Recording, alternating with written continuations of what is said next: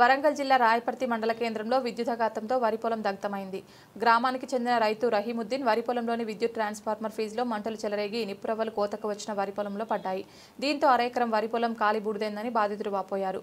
ప్రభుత్వం ఆదుకోవాలని కోరారు.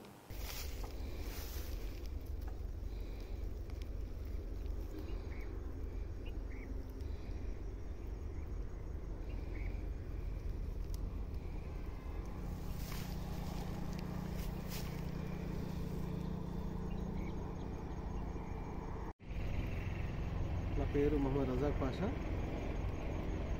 రాయపర్తి మండలం.